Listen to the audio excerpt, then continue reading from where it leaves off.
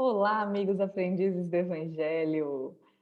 Finalizamos o estudo, mais uma vez, do Evangelho segundo o Espiritismo, né? E agora a gente está começando um novo ciclo, sem nos afastarmos do Evangelho, vamos continuar tendo ele como nosso livrinho de bolso, mas agora a gente está estreando comentários dos comentários que o Emmanuel faz sobre o Evangelho. Então vamos pensar assim, é, a gente começa o Evangelho segundo o Espiritismo, no capítulo 1, já sabendo, baseado na frase de Jesus, que ele não veio destruir a lei, ou seja, ele não veio brigar com o que Moisés tinha estabelecido.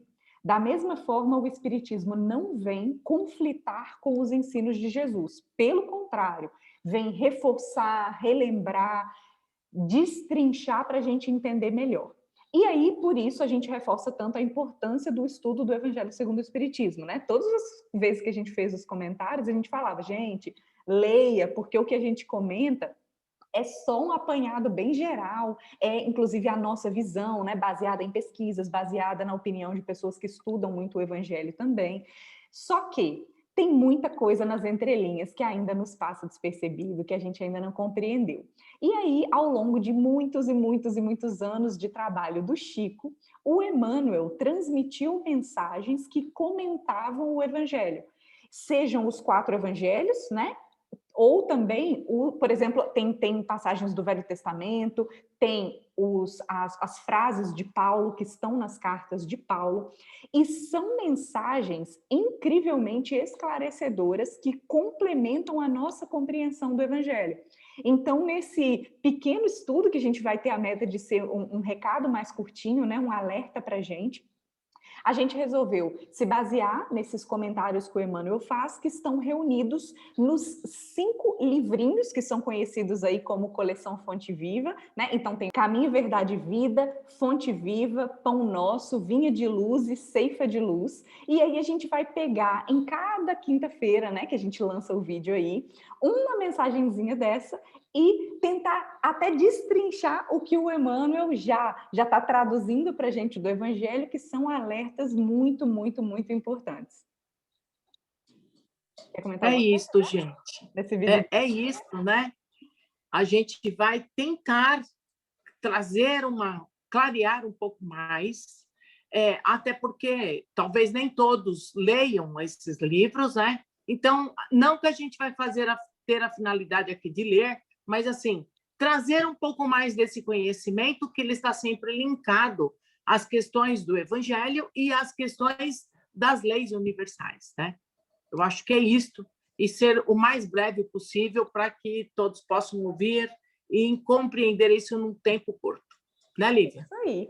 E para começar, a gente escolheu o capítulo 25 do livro Ceifa de Luz, o nome do capítulo é Lei e Vida, e que a passagem do Evangelho na qual o Emmanuel se baseia é justamente a passagem que abre o Evangelho segundo o Espiritismo, que está lá no capítulo 1. Então, a frase que Emmanuel destaca para comentar é: não penseis que vim revogar a lei ou os profetas. Não vim revogar, vim para cumprir. E essa frase está em Mateus, capítulo 5, versículo 17. Bom, aí o que é que o Emmanuel pega para fazer o comentário? Não matarás, diz a lei. Assim ele começa. E aí, se a gente pensar nos 10 mandamentos, quando a gente lê lá não matarás, a gente meio que fala assim: ah, ok, beleza, a gente já cumpre, né? Não, eu realmente, né? A gente que está aqui assistindo esse estudo, a gente realmente não tem coragem mais de tirar a vida do nosso semelhante, né? Se a gente pensasse, ah, não, mas ele pode estar falando também da vida animal, né? Muitas pessoas já conseguem não se alimentar da vida animal, outros, né, têm o planejamento de reduzir esse consumo, né? Pensando num momento em que vai conseguir deixar de se alimentar. Mas o Emmanuel vai muito além. Ele fala aqui, chamando a nossa atenção, das várias mortes que podem ser causadas pela nossa linguinha venenosa. Então, aqui ele chama a nossa atenção que o não matar, que o Evangelho nos diz, não está falando só de tirar a vida do semelhante. Quantas vezes, com a nossa fala, com o nosso comportamento, a gente desencoraja, a gente mata a esperança, a gente frustra a tarefa alheia daqueles que partilham com a gente a existência. E quantas vezes a gente faz isso de forma inconsciente? É aquela velha mania, né, de criticar, de reclamar, e nós, como aprendizes do Evangelho, né, a gente sabe que não é só ouvir o que o Evangelho nos diz, se a gente não praticar, não adianta.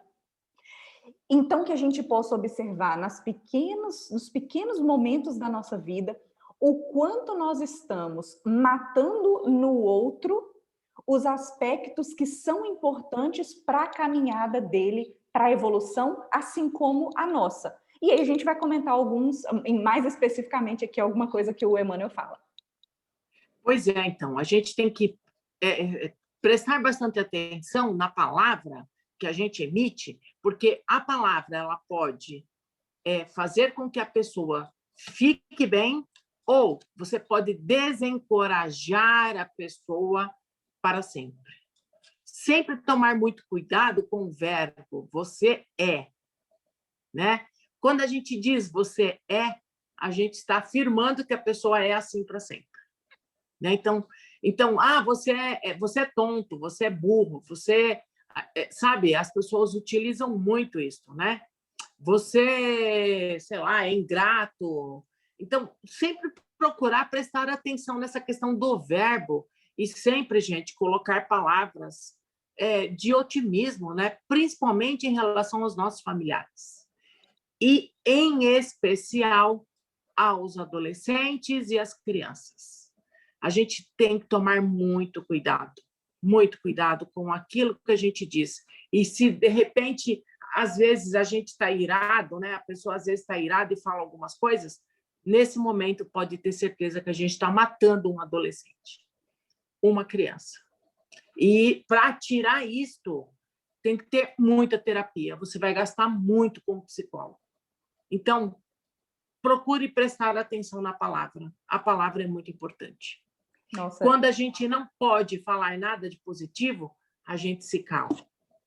E o que a Polônia está falando bate principalmente na minha vivência e na vivência da Polônia, porque a gente trabalha com educação, então os professores também têm um papel muito importante nisso. Nossa, o que ela falou assim de você desencorajar, quando a pessoa está fazendo uma tarefa, você dizer para ela que ela não consegue. Nossa, gente, quantos livros hoje de pedagogia, de que fala sobre como tratar as crianças, vão de encontro, ou seja, contra, às vezes, a forma como a gente foi criada, de falar assim, para que você está fazendo isso? Não vai dar em nada. Sabe aquela coisa de uma andorinha só não faz verão? A gente tem que mudar esse contexto, porque senão vai ter um jovem com uma determinada iniciativa e a gente vai dizer assim, você sozinho não vai fazer a diferença, não adianta o que você está fazendo. Então, a gente tem que ter uma atenção muito especial, claro, nós aqui como professores, como coordenadores de escola, e também nós como familiares, nós como amigos, nós como companheiros de vida, nós como trabalhadores, então, no nosso ambiente de trabalho, isso se estende a qualquer um,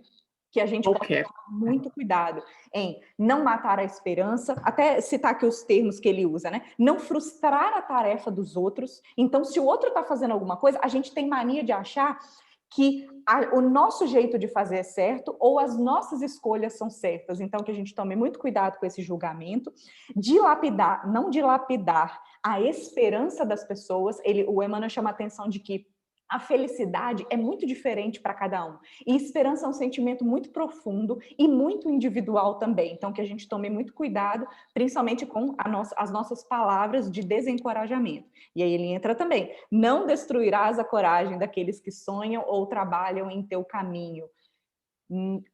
De novo, tomemos cuidado com as nossas atitudes e as nossas palavras diante dessas outras pessoas. Não aniquilar a afeição, e essa afeição se estende de afeições dentro de relacionamentos, dentro de amizades. A gente deve sempre buscar fazer amigos, né? O nosso networking, que vale também espiritualmente falando. Então, que a gente busque não fazer inimizades, que a gente deixe aí uma trajetória de amigos na nossa caminhada. E ele chama atenção para um ponto muito particular para a gente também. Não exterminarás a fé no espírito dos companheiros que renteiam contigo. A gente tem mania de achar que a pessoa precisa estar na mesma religião que a gente, e o Emmanuel nos chama atenção. Os caminhos para Deus são infinitos. Lembrando da historinha do Chico, né? Ah, Chico, meu marido é perfeito, bom pai, bom profissional, bom marido, bom tudo. Ele só não é espírita, é o único defeito dele. E a resposta do Chico: minha filha, se ele é isso tudo que você está falando, ele não precisa do espiritismo. Então, que a gente tome muito cuidado ao julgar o outro. Claro que é importante dizer que não é que a gente vai olhar as situações que estão erradas e nos mantermos passivos. Agora, julgar e condenar é muito diferente de orientar. Lembrando do Evangelho, o rigor afasta, o carinho aproxima. Então, sempre tem um jeitinho de a gente demonstrar com exemplo, de a gente falar com amor e de nós revermos os nossos paradigmas para nós não acharmos que nós estamos sempre certos. Assim, a gente Exato. não vai a esperança, o encorajamento dos outros e vamos também não desperdiçar o nosso tempo, a nossa mente com essas inutilidades, né? Exato. Respeito sempre, sempre. O respeito tem que existir sempre. E está sempre com as armaduras de Deus, né?